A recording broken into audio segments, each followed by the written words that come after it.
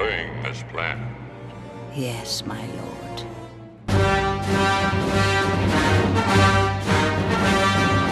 Star Wars has always been famous for its great villains. It's something that you have great heroes, you need great villains. So when we got to the Clone Wars, we wanted to use some classic villains that you always see in the films. But it was important to expand upon, our inventory of villains, if you will. We have a menagerie of generals and subordinates, ranging in quite simple battle droids to very dangerous General Grievous and Asajj Ventress. Ventress came out of a lot of concept art for Attack of the Clones. She was originally inspired by Ian McKeag drawings of a Sith witch. She has a lot of interesting dynamics, Ventress, when you look at her. Some round, simple shapes, but then some knife-like shoulders. Where is Skywalker?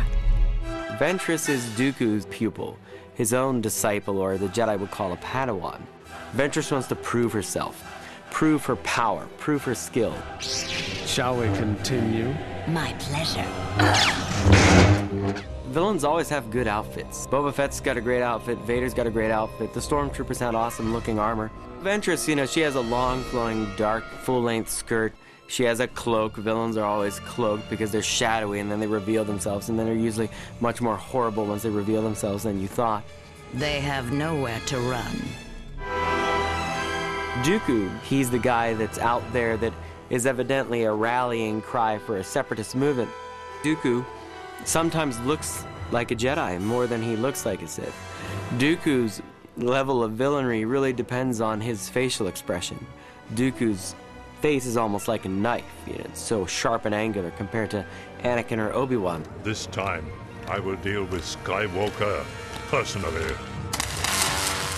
Villains are always giving you one perception and then later revealing another. The Emperor, who seems like such a simple old man in Return of the Jedi, he's always using his cane to walk around.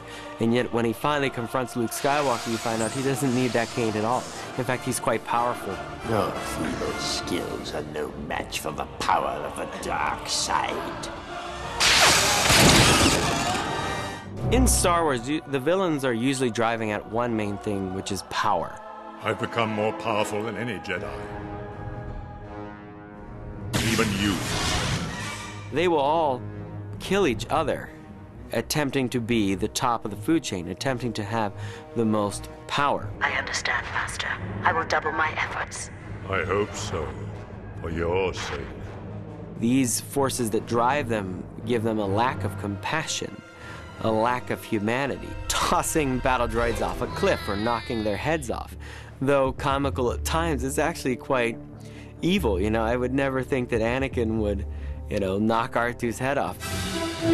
That's the villains, how they behave and how they act and the rules they don't follow and how they stab you in the back. All these things make villains great, and it's a really big test for your heroes to stand up to these really arch villains. Surrender or die, Skywalker!